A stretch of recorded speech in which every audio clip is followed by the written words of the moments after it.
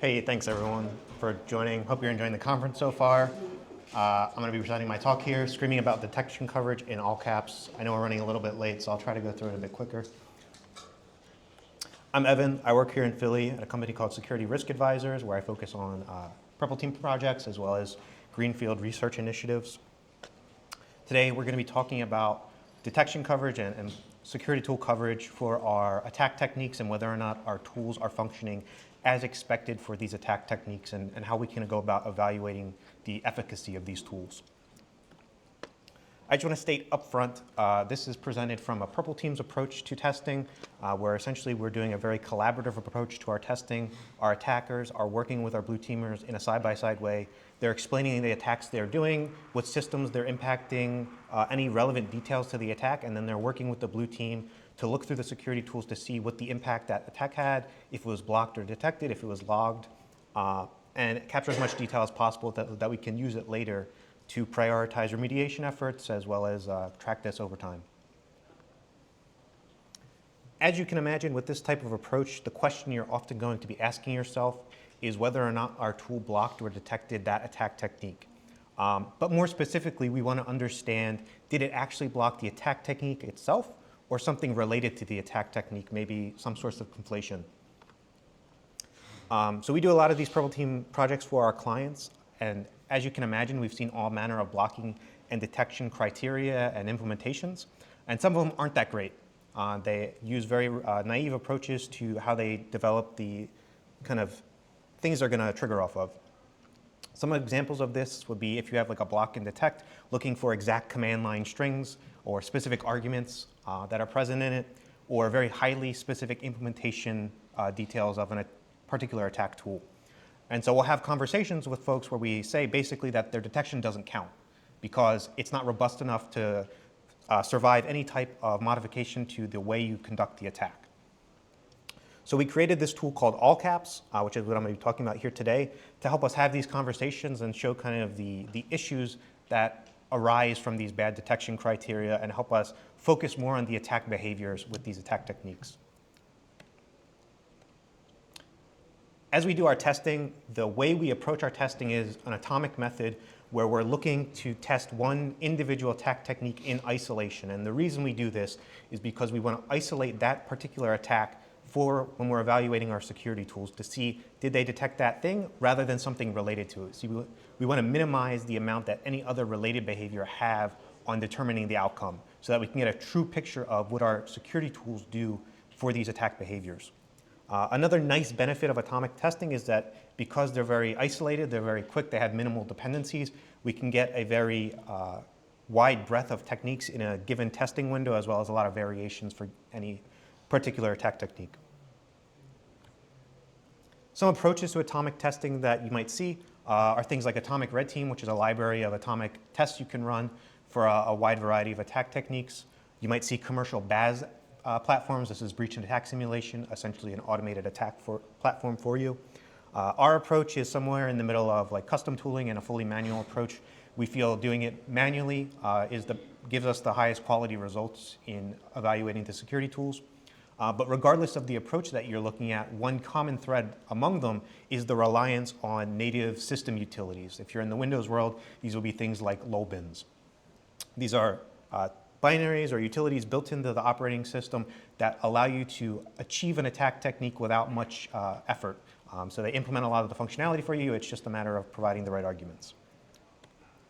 But we wanted to move away from that, so we developed ALLCAPS to focus on the idea of a capability. And so a capability is the minimal code required to achieve some attack technique, and we package it up with some metadata, and then we use this ALLCAPS tool to generate payloads using those capabilities. The payloads can be in any format of our choice, an executable, a DLL, or an object file if we're using a command and control framework. But they help us isolate these attack behaviors as individual payloads. We get the most minimal amount of execution required to achieve our attacks. And so they help with this atomic test, and they help minimize the impact that other related behaviors can have on determining outcomes. So I'm going to go through an example to show off the functionality before I get into some of the more detailed pieces. I'm going to walk through registry credential dumping, and I'm going to use this as a common theme throughout this talk. So essentially, if we want to dump credentials from the registry, if we want to implement functionality similar to if we were to have run reg save and target one of the registry hives, the way we do this was all caps. First, we'd have our code that implements the dumping functionality. This is basically all that's required. It's a few lines. They all call the Windows APIs for interacting with the registry. You open the registry, you save it, and then you close it, and that's it. The next piece, I know this is a bit small, hard to see, so I'll just explain it. This is the configuration that's required to define our payload, and it's essentially just a list of all the capabilities we want to run. If we're interacting with the registry, we need to enable backup privilege on our token so that we can actually dump it, and then the next two are just dumping the registry, that piece I just showed you. We do it twice, one for the system, one for the SAM, because we need that to decode the SAM offline. But what's nice about this approach, where we're taking a capability-based approach to building our payloads, is that it's highly composable. We can reuse these and mix and match them for any other future payloads we might need. So for example, if we're implementing an LSAS dumper, we'd need to enable debug privileges on our token. So we can just reuse this enable privilege capability and then add the additional pieces. We don't have to redevelop it every time. The other nice thing is, obviously, if you want to implement any type of evasion, you can add this in as well as a capability and then reuse it across all of your different needs. So lastly, you run your payload and you get output like this, where we have our dumped registry on disk, and so we've approximately achieved what reg save does. I've mentioned attack behaviors a few times, so I want to dig into that. I'm sure a lot of you have seen this. This is the pyramid of pain. It helps you visualize the difficulty in detecting different pieces of an attack, starting with the basic stuff at the bottom like hashes, and then moving all the way up to the top where we have TTPs. But realistically, these bottom pieces don't matter that much. They're the less interesting things. We leave this to our threat intelligence tools. We leave this to our security tools because they're the low-hanging fruit static indicators. We really care about the TTPs and the tools primarily.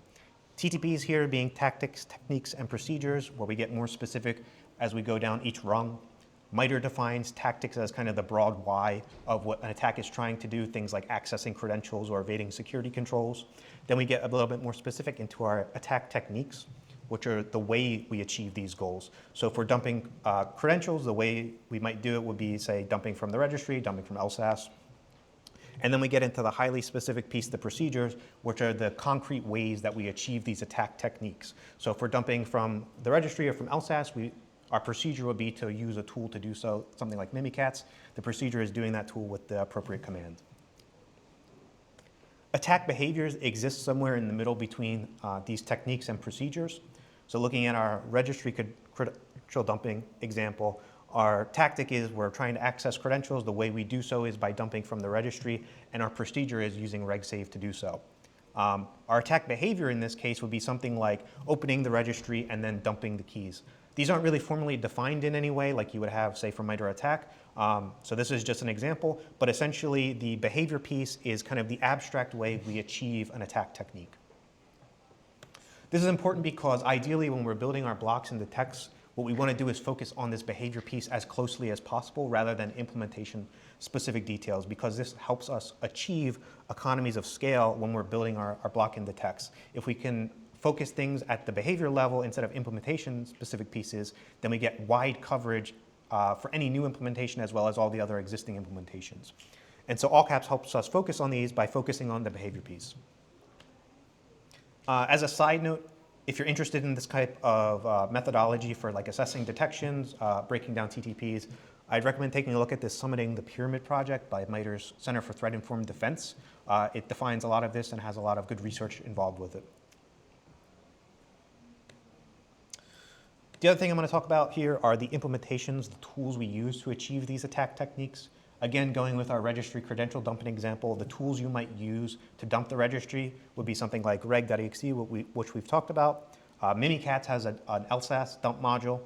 There's things like secrets dump, which exists in Impacket, which you can run both locally and remotely, and then any other custom tools, and there's probably a billion other commodity tools that all dump from the registry. And because of how prolific these attack tools are for achieving these attack techniques, you get detections like this. I know it's a bit hard to see, but basically they focus on the very highly specific implementation details. They focus on specific command line strings associated with running a command. They focus on, say, the registry path in the command line. They focus on specific Mimikatz strings in the command line, or like output file conventions like you're using Hive in the extension. Right, these aren't great. And the reason they aren't great is because bad detections like these are not free. They come at a cost. The cost being that we need to dedicate engineering resource to implement them. We need to consume processing power when we're running these on our search heads. If we have a really inefficient query running, it's going to prevent us from running other queries that are more efficient, more robust. But more importantly, it creates a false sense of security. If we think that we have coverage for an attack technique because we're using a bad detection, we're less likely to devote more engineering resources to improving our detection coverage, our blocking coverage for those attack techniques. And this is especially important if you're not doing any type of formalized testing of your security controls, because you're not necessarily going to know that.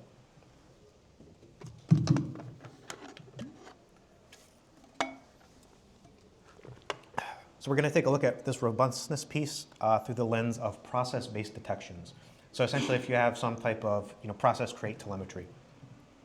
Some common failure modes you might run into are things like the order of the arguments. A lot of commands don't really care how you supply arguments to them. You can give it in any arbitrary order.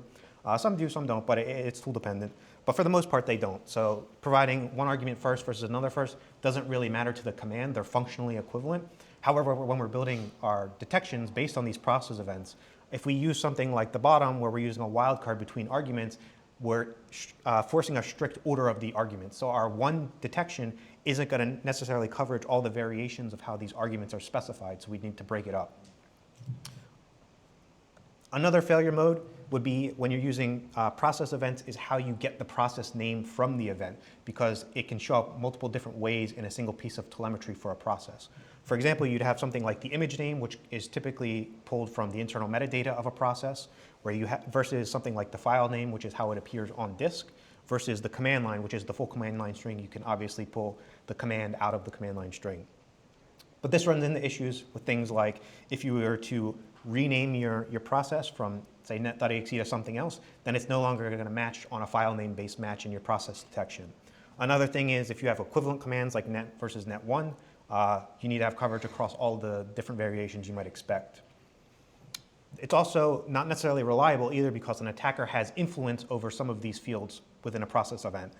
The image field is tamperable by the attacker because they control the PEB of the process, and things like the command line are spoofable. An attacker can control the command line arguments to make them appear as something else. This is even built into many commercial command and control platforms, so there's not really a barrier to even achieving that. The last failure mode is how you supply these arguments. Some of these native binaries provide you alternative ways to specify arguments. You're typically prefixing them with a /, but that may not be the case. You can accept things like a attack instead of the /. So when you're building your process-based detections, you need to be mindful of how you can supply the arguments. Additionally, some arguments might be provided as short versus long forms, so you'd have to account for both variations of that. And also, they may be optional. It's common to see, repeated attack or command line arguments for attacks if you're looking through threat intelligence, but because they're in that command doesn't necessarily mean they're required. So you need to be mindful of optional arguments that are maybe implicitly defined and accepted by the argument, but maybe explicitly provided by an attacker. If you're interested in digging deeper into this robustness piece, I recommend this conference talk by Daniel Bohannon and Matt Dunwoody. It's called Signatures Are Dead. It digs into a lot of the obfuscation piece. Daniel Bohannon is the person that developed invoke obfuscation, if you're not aware. But more importantly, wherever possible, we want to address our detections at a lower level. Essentially, it is especially important if we're dealing with any type of system event. We want to use the telemetry from that system, something like the registry, the file system, schedule tests, what have you, wherever possible, rather than the process events, because again, they're not robust. So if we're doing registry credential dumping, we have a lot of ways to avail ourselves of registry telemetry. One being if you're using something like Sysmon, it has a dedicated registry event.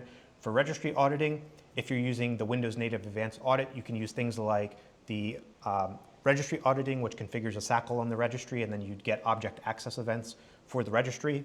And then if you're using a commercial endpoint security tool, something like DFE or CrowdStrike, they likely have their own form of registry auditing as well. This bottom example is for Defender for Endpoint.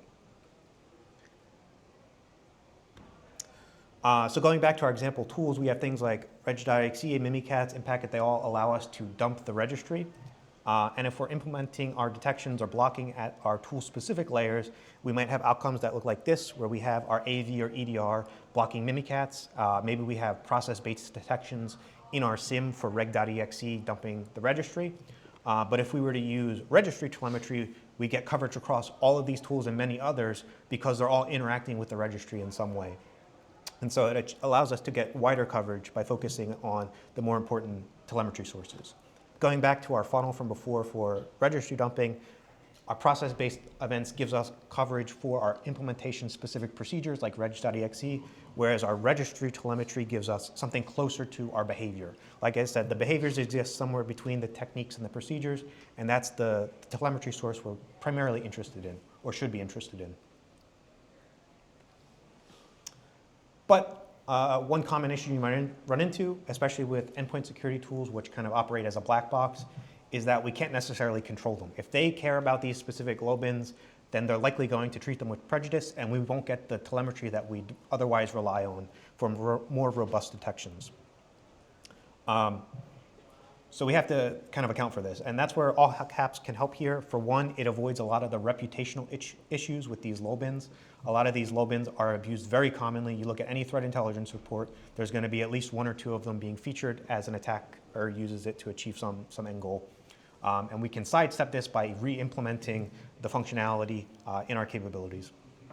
The other issues it helps sidestep are that we no longer need to rely on our process detections. We can re-implement the same behavior and we no longer have the process things to fall back on for building our detections. Another side note, if you're interested in this kind of breakdown of attack techniques, I recommend looking at the capability extraction series by SpecterOps. This is the first post in the series, but they have many others. Basically, it's focused on breaking down attacks at the API level to find the lowest common denominator, and then you can use that to inform your detection coverage and development.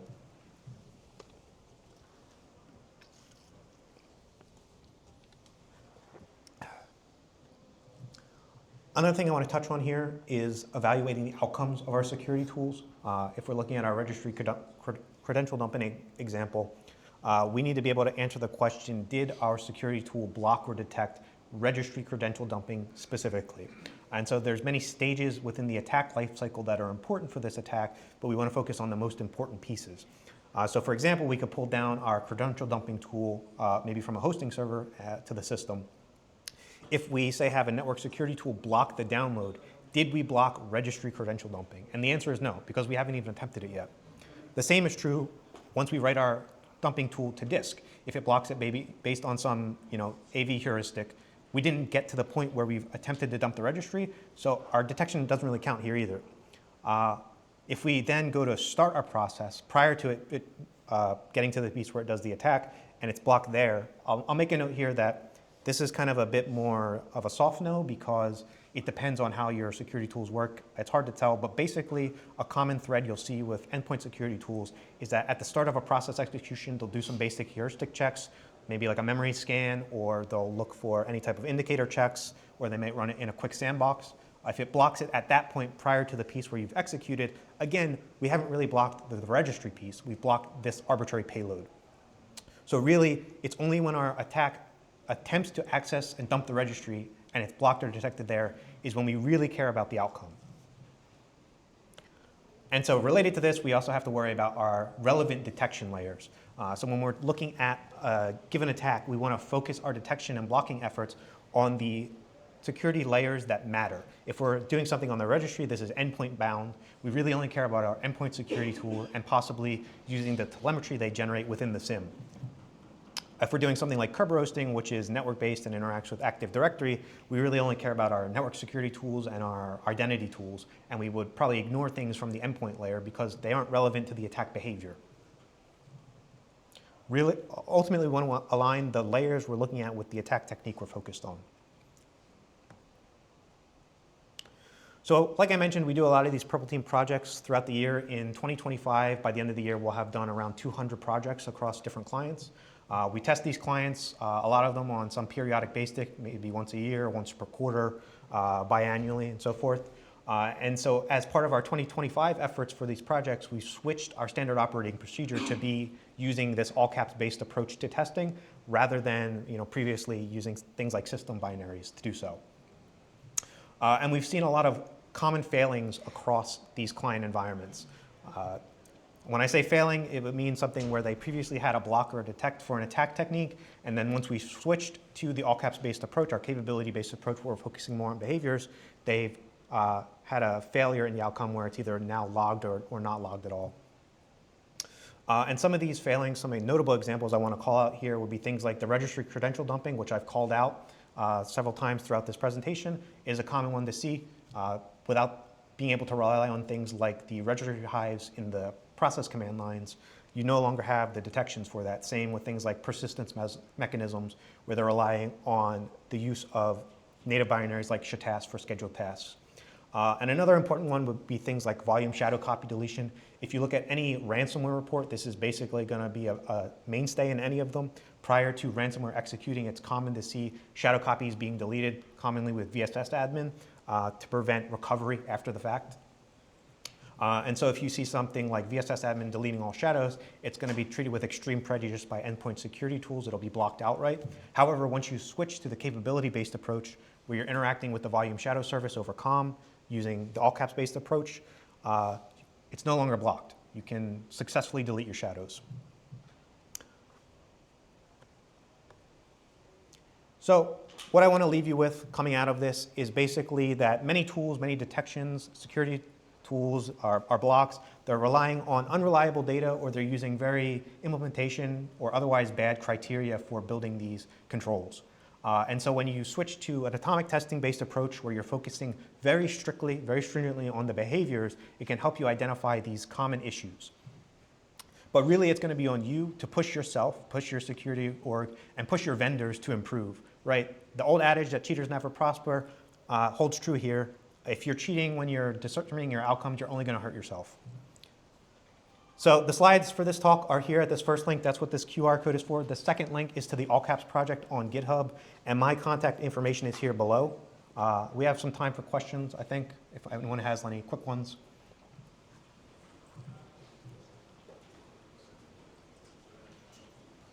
If not, thanks for attending.